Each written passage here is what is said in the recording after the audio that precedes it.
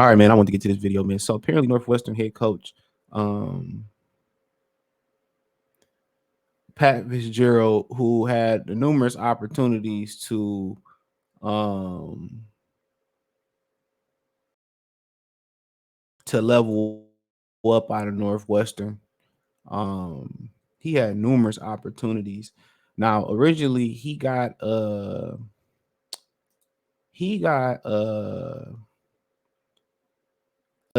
slap on the wrist suspension for a couple of weeks away from the program in the offseason while nothing wasn't going on for hazing. Now, I don't know if y'all seen the video or the movie on Netflix called Burning Sands, and they kind of honed in on hazing and how it's dangerous, whatever. Um, and apparently, ever since like right around that time, they've been cracking down on hazing. This new political, liberal world, all the things that we had to overcome. I'm not saying it's right or it's wrong, because obviously, if you got money, you can pay through fraternity of, hazing. You just gonna have paper on your jacket or something like that. I heard they say, but nonetheless, he was allowing hazing to go on. And then somebody said, "Well, that slap on the wrist ain't good enough." Then some racial accusations came out from black players. Now, the same thing kind of happened without the hazing happened to Kurt Ferentz at Iowa. I mean, they're definitely in different situations, been or similar situations. I mean, his strength and conditioning coach in Iowa got accused of being a racist. I believe somebody hired him in the NFL. I think it was the Tampa Bay Bucks. Then people basically, got mad at Tampa for hiring him. And then he's just completely out. A lot of players spoke out.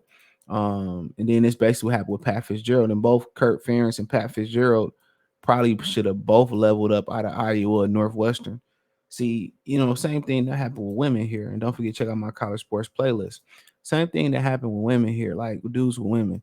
Like, you settle for a woman, right? And you be like, well, she really ain't like, she ain't my, she ain't really what I would go for, but she's straight. I'll give her a chance. She mark all the other boxes. She cool. She cool looking. She nice looking, but it ain't really what I used to. But you know what? Since the baddies give me problems, or since the sevens and eights give me problems, let me go dip down to a six and think life would be a little bit different. Nope.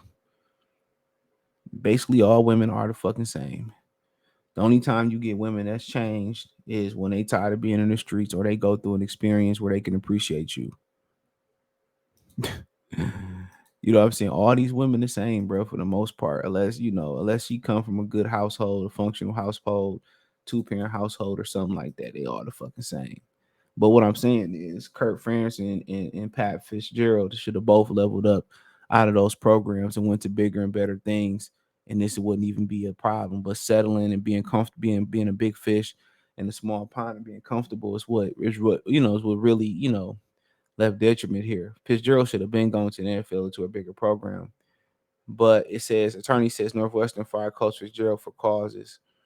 So it says Northwestern fired Pat Fitzgerald for causes. His attorney told ESPN Tuesday, setting up potential legal showdown between college football Hall of Famer and his alma mater. His attorney Dan Webb said he communicated with Northwestern's general counsel, who informed him that for causes termination for Fitzgerald, who had led the team since 2006, is a two-time National Defensive Player of the Year at the school university. President Michael Shield fired Fitzgerald on Monday afternoon, citing partially broke team culture following investigation for hazing within the program. Webb is researching legal strategies, has not filed a lawsuit, but he cites two different major breaches of contract claims with Northwestern as well as significant reputational damage. Northwestern has not informed Webb whether it's seeking to withhold the remaining salary of Fitzgerald's 10-year contract he signed in 2021. Fitzgerald's owed more than $40 million. Of course they are. Webb told ESPN that in addition to Fitzgerald's employment contract, Northwestern violating an oral agreement reached between the coach Shields and the university general counsel last week. Northwestern on Friday announced 2 weeks unpaid suspension for Fitzgerald, one of several responding actions after investigation into hazing allegations found that claims was largely supported by evidence. The investigation from attorney Maggie Hickey in the Art Fox Shift firm did not find evidence that Fitzgerald or Northwestern other coaches knew about the hazing activities, but they had opportunities to discover and report the behavior. He said, I cannot understand how you could terminate someone for causes when Northwestern admitted their own lawyers does not have any evidence that my client knew anything at all about any of the alleged hazing behavior. Webb said.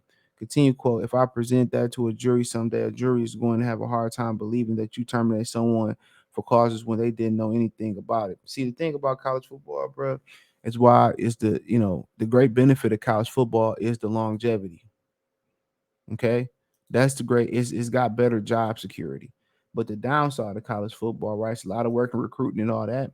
But the downside to it is you responsible for everybody in that football program. What's going on between the female therapists, the female coaches, what's going on with what's going on with the coaches, who giving money out, who doing this, who doing that. You're responsible for a bunch. You're responsible for a bunch of stuff. Hear me out. So you got even the stuff you did not know going on, you're responsible for it. You're responsible for it. You know? So ain't nothing too much you can do about it. Even if he didn't know, it's your responsibility to know everything that go on in that program. So you better know if it's going on, you better know. And that's the crazy thing. Now he was accused of some racial things. I don't know if this article gonna cover it. Hold on. But he was accused by some racial things, and I think that was a death blow. So here we go. It's ESPN. I think they got another article on that, but this ain't the one. This is the latest article. But see, former Northwestern players describe racist environment in football program. This was the death blow right here. After this came out, this was the death blow. This was the death blow. It says that 3 former Northwestern football players described the culture of enabling racism to the daily, recalling multiple racist actions and remarks from both coaches, staff, and players. It says all 3 players who played at Northwestern played for the team in the late 2000s. Also corroborated some of the hazing allegations reported by the Daily on Saturday.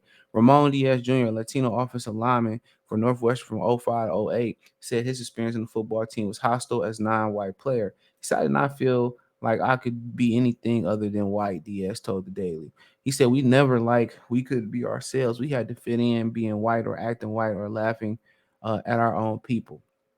Another player who asked to remain anonymous played through the 2019 season said racism on the team was often blatant. He alleges coach PatFitzgerald would ask black players and coaches to cut off long hairstyles, including dreadlocks. I hate when they say dreadlocks.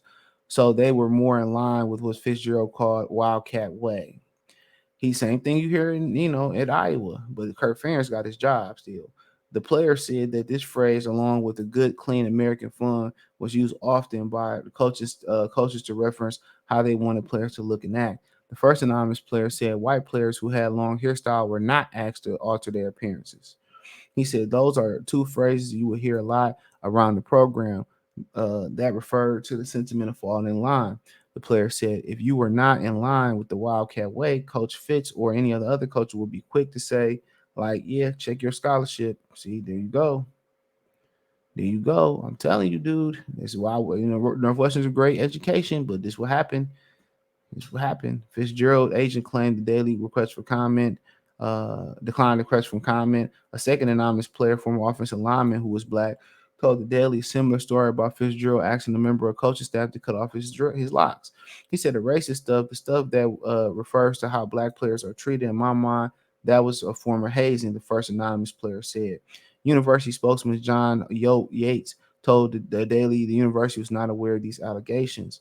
He said the alleged racist commentary and behavior towards non-white players by Coach Fitzgerald and members of his staff would be entirely unacceptable and consistent with our culture values if true, Yates wrote in an email. As we do with any allegations, we will immediately address the accusations. Any findings will be considered. And guess what? He got fired after this came out. The second anonymous player agreed that racism was central in the program's future. There was a certain culture of enabling racism and microaggression that I had to experience, and the other offensive line that were people of color had to experience. So Diaz, a former offensive lineman, is not a clinical therapist. He said that the program's culture had a profound mental impact on him. He was diagnosed with post-traumatic stress disorder after graduating from Northwestern, and said his time on the football team was a major factor in his diagnosis.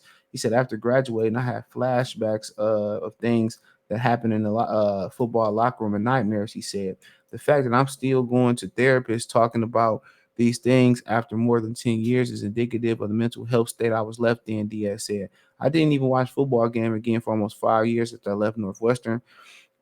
It was that negative of experience for me, and I didn't want anything to do with the sport. So, I mean, you can just keep going on and on and on. Somebody said a lot of people end up transferring, particularly off the offensive side of the ball, because it was very racially segregated. So there you go. See how you open up one door and then the floodgates come on. If it's usually one major flaw in the program, it's multiple major flaws. Kurt Franz got a slap on the wrist for this. He had been there a long time and been more successful than PatFitzgerald, but it's hard to be successful at Northwestern if you don't know. They damn near Ivy League status. They the Ivy League of the Midwest. So let me know what you girls and guys think. Thumbs up the video, share the video, subscribe to the channel, check out the College Sports Talk playlist, check out the current news playlist. Hit the link tree. You can find me on Twitter, Instagram, Spotify, Anchor, Cash App, Venmo, PayPal. Check out my new channel, Free Game 89 with two threes instead of E's. But the link's right in the description in the link tree. Peace.